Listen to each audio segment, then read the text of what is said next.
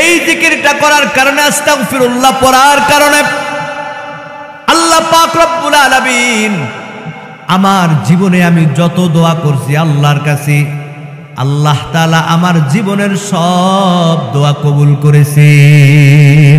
আল্লাহু আকবার। জীবনের সব দোয়া কবুল, মুস্তাজাবুদ দাওয়া, যার একটা দোয়াও ফেরত যায় না। আল্লাহু আকবার। ইমাম আহমদ বিন হাম্বল তিনি চমকে গেলেন, কি বলে এই যুবকের সব দোয়া কবুল? হ্যাঁ, সব দোয়া কবুল, তবে একটা দোয়া এখনো বাকি আছে, যে দোয়াটা এখনো কবুল হয় নাই।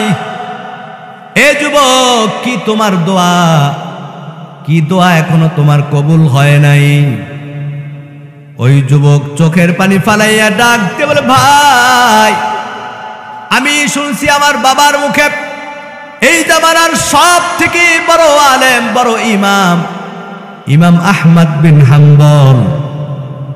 আমার জীবনে বড় আশা, আমি নবীকে দেখি নাই, আমি নবীর কোন সাহাবীদেরকে দেখি নাই, কোন তাবিদেরকে দেখি নাই, তবে আমার জীবিত অবস্থায় এই জামানার সব থেকে বড় আলেম ইমাম আহমদ বিন হাম্বলকে যদি এই চোখ দ্বারা একবার দেখতাম, তার সাথে হাতটা লাগাইতাম, মুসাফা করতাম, আমার জীবনটা বড় ধন্য হয়ে যাইত। ইমাম আহমদ বিন হাম্বল চোখের পানি ফালাইয়া আল্লাহর দরবারে ডাক দিয়ে বলে, মালিক, কার সামনে তুমি আমাকে নিয়ে আসলা? ওই যুবক জানেন, আমি যার জন্য দোয়া করি সেই মালিক, সেই লোক আমার সামনে হাজির। আল্লাহু আকবার। এ ভাইরা আমার, এবার ইমাম আহমদ বিন হাম্বল ডাক দিয়ে বলে, যুবক, তোমার আর কাদার দরকার নাই, তোমার আর দোয়ার দরকার নাই। যেই দোয়া আল্লাহ তোমার অপূরণ রেখেছেন, বাকি রেখেছেন, আজকে সেই দোয়াটাও আল্লাহ কবুল করে নিছেন। যাকে দেখার জন্য তুমি পাগল পারা, সেই লোক এই মুহূর্তে তোমার সামনে হাজির। আল্লাহু আকবার। আল্লাহর হাবিব সাল্লাল্লাহু আলাইহি ওয়াসাল্লাম বলেন, ও সাহাবায়ে কেরাম, আল্লাহ পাক রব্বুল আলামিন কোরআন নাজিল করেছেন, তবে এই কোরআনের মধ্যে সমস্ত আয়াতের মধ্যে দুইটা আয়াত যখন নাজিল হয়, এই দুইটা আয়াত নাজিল হওয়ার পর আমি নবী সবচাইতে বেশি খুশি হয়েছি, আনন্দিত হয়েছি। জোরে বলি সুবহানাল্লাহ। কয়টা আয়াত? আল্লাহর হাবিব বলেন, ও সাহাবায়ে কেরাম, এই দুইটা আয়াত যখন নাজিল হয়, আমি নবী এতটা আনন্দিত হয়েছি, কেননা আল্লাহর হাবিব সাল্লাল্লাহু আলাইহি ওয়াসাল্লাম জানেন তার উম্মতেরা গুনাহ করবে, নেকির পাল্লা কম হবে, গুনার পাল্লা ভারী হবে। এ ভাইরা আমার, কারণ আমরা গুনাহ করতে ভালোবাসি, আমরা গুনাহ করতে পছন্দ করি, কিন্তু এমন একজন মালিক আমার, এমন একজন রব, এমন একজন আল্লাহর বান্দা আপনি আমি যত গুনাহ করি না কেন, আল্লাহর দরবারে যদি ক্ষমা চাই, আল্লাহর দরবারে যদি পানাহ চাই, আল্লাহ তাআলা আপনাকে আমাকে মাফ করার জন্য আল্লাহ তাআলা চাওয়ার সাথে সাথে আল্লাহ মাফ করে দেন। এজন্য আল্লাহ পাক রব্বুল আলামিন নবীর মাধ্যমে সুসংবাদ জানাই দিয়েছেন। তাফসীর ইবনে কাসিরের মধ্যে আলোচ্য আয়াতের ব্যাখ্যার মধ্যে উল্লেখ করা হয়, আমার ভাইরা, তাফসীরে আনোয়ারুল কোরআনের মধ্যে একই ব্যাখ্যা উল্লেখ করা হয়। নবীজি আল্লাহর দরবারে একদিন আফসোস করে বলতেছেন, আল্লাহ, আখির নবীকে তুমি অনেক লম্বা হায়াত দিছো, তাদের উম্মতকে অনেক লম্বা হায়াত দিছো, আয় মালিক, কিন্তু আমার উম্মতের হায়াত কম, অল্প জিন্দেগি হায়াত পাবে। এই অল্প জিন্দেগি হায়াতের মধ্যে তাদের আমলনামা কম হবে, নেকির পাল্লাটা হালকা হবে, গুনার পাল্লাটা ভারী হবে। আয় মালিক, আল্লাহ আপনার আখির নবীর উম্মতেরা আল্লাহ তাদের হায়াত আপনি কম দিছেন, কিন্তু পূর্বের নবীরা হায়াত পাইছে 300, 500, 1000, 1500 বছর। জোরে বলি আল্লাহু আকবার। আখির নবীর উম্মতরা 1000 বছর ইবাদত করেছে আল্লাহ, কিন্তু আমার উম্মতরা হায়াত পাবে কম। এই অল্প হায়াতের মধ্যে তাদের নেকির পাল্লাটা হালকা হয়ে যাবে, গুনার পাল্লাটা ভারী হয়ে যাবে। আমার ভাইরা, আল্লাহ পাক রব্বুল আলামিন আয়াত নাযিল করলেন, কুল ইয়া ইবাদিয়াল্লাযীনা আসরাফু আলা আনফুসিহিম লা তাকনাতু মির রাহমাতিল্লাহ ইন্নাল্লাহা ইয়াগফিরুয যুনুবা জামিআ ইন্নাহু হুয়াল গফুরুর রহিম।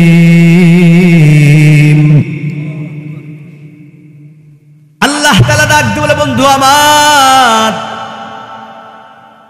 কুল হে নবী আপনি জানাই দেন, ইয়া ইবাদ। আল্লাহ তাআলা আব শব্দটা ব্যবহার করলেন বান্দা। আল্লাহ তাআলা বলেন, ইয়া মুসলিমুন আইয়ুহাল মুসলিমুন ইয়া আইয়ুহাল মুমিনুন। আমার যুবক ভাইরা একটু ভালো করে গভীর মনোযোগ। আল্লাহ তাআলা মুমিনদেরকে আলাদা করে নাই, মুসলিমদেরকে আলাদা করে নাই। আল্লাহ তাআলা বলেন, ইয়া ইবাদ, হে আমার বান্দা। মুফাসসিরিন কিরাম বলেন, এই বান্দার মধ্যে সবাই শামিল, হিন্দু, বৌদ্ধ, খ্রিস্টান, ইহুদি, নাসারা সবাই আল্লাহর বান্দা। জোরে বলেন ঠিক কিনা? এজন্য আল্লাহ বলেন, ইয়া ইবাদ, হে বান্দা,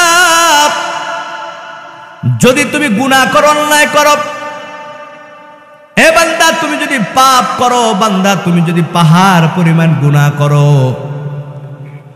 আসরাফু আলা আনফুসিহিম লা তাকনাতু মির রাহমাতিল্লাহ। আর বান্দা তুমি যদি ফিরে আসো, আমার রহমতের আশা করো, ক্ষমার আশা করো। এ বান্দা, আমি আল্লাহর দরবারে তুমি যদি ক্ষমা চাও গুনাহ করে, আমি আল্লাহর দরবারে ফিরে আসো, ইন্নাহু হুয়াল গফুরুর রহিম। বান্দা, আমি আল্লাহ তোমার জীবনের সব গুনাহ মাফ করে দিব। এই ঘোষণাটা কার? এ ভাই, এমন কেউ নাই যে গুনাহ করি নাই। এজন্য সব গুনাহ আল্লাহ তাআলা কিছু আমলের মাধ্যমে মাফ করে দেন, কিন্তু আল্লাহ তাআলা কবিরা গুনাহ তওবা ছাড়া মাফ হয় না। আমার ভাইরা, এজন্য আল্লাহর দরবারে যে যত বেশি গুনার জন্য তওবা করবে, ইস্তেগফার করবে, আল্লাহ তাআলা বলেন, বন্ধু আমার, দোস্ত আমার, আপনার উম্মতদেরকে জানাই দেন, আমি আল্লাহ তাআলা ওই বান্দার উপর তত রাজি এবং খুশি হয়ে যাই। বলি সুবহানাল্লাহ। কারণ যে তওবা করে তার জীবনের গুনাহ মাফ হয়ে যায়। ওই বান্দার গুনাহ এমন ভাবে মাফ হয়, মায়ার নবী বলেন, কেউ যদি খালেজ দিলে পাহাড় পরিমাণ গুনাহ করতে করতে করতে করতে জীবনের শেষ মুহূর্তে মৃত্যু সজ্জায় এমত অবস্থায় আল্লাহর দরবারে যদি তওবা করে ডাক দিয়ে বলে, মালিক আমি অন্যায় করেছি, গুনাহ করেছি, পাপ করেছি গো আল্লাহ, তুমি ছাড়া আমার আর কেউ নাই। আল্লাহ আমি যে গুনাহ করেছি তুমি দেখেছো আল্লাহ, আর কেউ দেখে নাই। আল্লাহ এই গুনাহ নিয়ে মরতে চাই না, তোমার কাছে ক্ষমা চাই। আল্লাহ তুমি আমার গুনাহ মাফ করে দাও। আল্লাহ তুমি আমার গুনাহগুলোকে মাফ করে দাও। মায়ার নবী বলেন, ওই আমার উম্মত যখন চোখের পানি ফালাইয়া আল্লাহর দরবারে তওবা করে ক্ষমা চায়, ইন্নাহু হুয়াল গফুরুর রহিম, আল্লাহ বান্দার জীবনের সব গুনাহগুলোকে মাফ করে দেয়। শুধু গুনাহ মাফ করে না, যেই লোকটা খালেজ দিলে তওবা করে, এবং আল্লাহর দরবারে প্রতিনিয়ত ক্ষমা চায়, আল্লাহ তাআলা ওই বান্দার উপর এমন ভাবে রাজি এবং খুশি হয়ে যান, আল্লাহ তাআলা ওই বান্দার হাতগুলাকে আল্লাহ তাআলার হাত বলে আল্লাহ ঘোষণা দিয়েছেন, ওই বান্দার চোখগুলাকে আল্লাহর কুদরতি চোখ বলে ঘোষণা দিয়েছেন। জগৎ বিখ্যাত ইমাম আহমদ বিন হাম্বল রহমাতুল্লাহি আলাইহি, আমার ভাইরা, তাজকিরাতুল আউলিয়ার মধ্যে উল্লেখ করা হয়, ইমাম আহমদ বিন হাম্বল তিনি একদিন ঘর থেকে বাহির হলেন সফরে। পথে মধ্যে সন্ধ্যা হয়ে গেল। মনে মনে সিদ্ধান্ত নিলেন, এই রাত্রবেলা কোথায় থাকবো, গিয়া মসজিদে রাত্রটা কাটাই নেই, সকালবেলা আবার গন্তব্যের দিকে রওনা হব। মসজিদের দরজার সামনে গিয়া যখন ডাক দিলেন, মুয়াজ্জিন সাহেব, আজকে মসজিদের রাতটা আমি থাকতে চাই। ওই মসজিদের মুয়াজ্জিন সাহেব ডাইরেক্ট জানাই দিল, আমার মসজিদে থাকা যাবে না, সম্পূর্ণ নিষেধ, মসজিদে থাকার কোনো অনুমতি নাই। এ ভাই, জগৎ বিখ্যাত ইমাম আহমদ বিন হাম্বল যদি মুয়াজ্জিন জানতো, শুধু থাকতে না, তাকে আদর কইরা ঘরে দামি বিছনার মধ্যে ঘুম পড়াইতো, কারণ যে যাকে চিনে সে তাকে মানে। এবার তিনি সামনে রওনা হলেন। কিছু দূর যাওয়ার পর মরুভূমি দিয়ে হাঁটতেছেন। অনেকক্ষণ হাঁটার পর যখন রাত্রটা গভীর হয়ে গেল, আমার ভাইরা, অন্ধকার কিছুই দেখা যায় না, দেখতেছে অনেক দূরে আলো দেখা যায়, আগুনের ফুলকা দেখা যায়। ওই আগুনের ফুলকা দেখে দেখে তিনি সামনে আগালেন।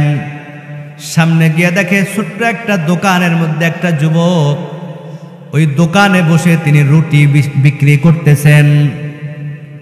ডাক দিবার, যুবক, আমি একজন মুসাফির, তুমি যদি অনুমতি দাও, অন্ধকার রাস্তা, কিছুই দেখা যায় না, রাত্রটা তোমার এখানে কাটাইতে চাই। ওই যুবক ডাক দে বলে, আল্লাহর বান্দা, কোথা থেকে আসছেন আমি জানি না, যেহেতু আমার দরজায় আসছেন, আপনি আমার মেহমান, আজকে সারা রাত আপনি আমার এখানে থাকেন, আমার কোনো সমস্যা নাই, আপনি আরাম করেন, বিশ্রাম নেন, বলেন আমি আপনার জন্য কি খেদমত করতে পারি। জোরে বলি আল্লাহু আকবার। এবার ইমাম আহমদ বিন হাম্বল দেখতেছেন ওই যুবক রুটি ভাজতেছে, তাওয়ার মধ্যে দিতেছে, আর ঠোঁট দুইটা নাড়াইয়া জবান দিয়ে একটা বাক্য উচ্চারণ করে। ইমাম আহমদ বিন হাম্বল তিনি যখন কানটা গভীরভাবে মনোযোগ দিয়ে শুনতেছেন, দেখে যুবক জবানটা তার একটা বাক্য উচ্চারণ করেন, আস্তাগফিরুল্লাহ, আস্তাগফিরুল্লাহ। রুটি দেয় আস্তাগফিরুল্লাহ, রুটি উঠায় আস্তাগফিরুল্লাহ, কাস্টমার আসে রুটিটা দেয় আস্তাগফিরুল্লাহ, টাকা রাখে আবার পরে আস্তাগফিরুল্লাহ, প্রত্যেকটা মুহূর্তে জবান দিয়া বের হয় আস্তাগফিরুল্লাহ, আস্তাগফিরুল্লাহ, আস্তাগফিরুল্লাহ। এবার ইমাম আহমদ বিন হাম্বল ডাক দিয়ে বলে, যুবক, আমি খেয়াল করলাম সেই প্রথম থেকে তোমার জবান দিয়া একটা জিকির তুমি করতেছো। এ যুবক, কেন এই একটা জিকির বারবার করো? এটা করে তুমি কি পাইছো? অন্য তো আরো জিকির আছে, এগুলা কেন করো না? কেন জবান দ্বারা তুমি শুধু আস্তাগফিরুল্লাহ, আস্তাগফিরুল্লাহ পড়ো? ওই যুবক এবার ডাক দিয়ে বলে, ভাই, আমি এই জিকিরটা করে যে নেয়ামত পাইছি, আমার জীবনে আর কোনো আফসোস নাই। জোরে বলে আল্লাহু আকবার। কি তুমি পাইছ? ওই যুবক ডাক দিয়ে বলে, ভাই, এই জিকিরটা করার কারণে, আস্তাগফিরুল্লাহ পড়ার কারণে আল্লাহ পাক রব্বুল আলামিন আমার জীবনে আমি যত দোয়া করছি আল্লাহর কাছে, আল্লাহ তাআলা আমার জীবনের সব দোয়া কবুল করেছেন। আল্লাহু আকবার। জীবনের সব দোয়া কবুল, মুস্তাজাবুদ দাওয়া, যার একটা দোয়াও ফেরত যায় না। আল্লাহু আকবার। ইমাম আহমদ বিন হাম্বল তিনি চমকে গেলেন, কি বলে এই যুবকের সব দোয়া কবুল? হ্যাঁ, সব দোয়া কবুল, তবে একটা দোয়া এখনো বাকি আছে, যে দোয়াটা এখনো কবুল হয় নাই। এ যুবক, কি তোমার দোয়া, কি দোয়া এখনো তোমার কবুল হয় নাই? ওই যুবক চোখের পানি ফালাইয়া ডাকতে বলে, ভাই, আমি শুনছি আমার বাবার মুখে এই জামানার সব থেকে বড় আলেম, বড় ইমাম, ইমাম আহমদ বিন হাম্বল। আমার জীবনে বড় আশা, আমি নবীকে দেখি নাই, আমি নবীর কোন সাহাবীদেরকে দেখি নাই, কোন তাবিদেরকে দেখি নাই, তবে আমার জীবিত অবস্থায় এই জামানার সব থেকে বড় আলেম ইমাম আহমদ বিন হাম্বলকে যদি এই চোখ দ্বারা একবার দেখতাম, তার সাথে হাতটা লাগাইতাম, মুসাফা করতাম, আমার জীবনটা বড় ধন্য হয়ে যাইত। ইমাম আহমদ বিন হাম্বল চোখের পানি ফালাইয়া আল্লাহর দরবারে ডাক দিয়ে বলে, মালিক, কার সামনে তুমি আমাকে নিয়ে আসলা? ওই যুবক জানেন, আমি যার জন্য দোয়া করি সেই মালিক, সেই লোক আমার সামনে হাজির। আল্লাহু আকবার। এ ভাইরা আমার, এবার ইমাম আহমদ বিন হাম্বল ডাক দিয়ে বলে, যুবক, তোমার আর কাদার দরকার নাই, তোমার আর দোয়ার দরকার নাই। যেই দোয়া আল্লাহ তোমার অপূরণ রেখেছেন, বাকি রেখেছেন, আজকে সেই দোয়াটাও আল্লাহ কবুল করে নিছেন। যাকে দেখার জন্য তুমি পাগল পারা, সেই লোক এই মুহূর্তে তোমার সামনে হাজির। আল্লাহু আকবার।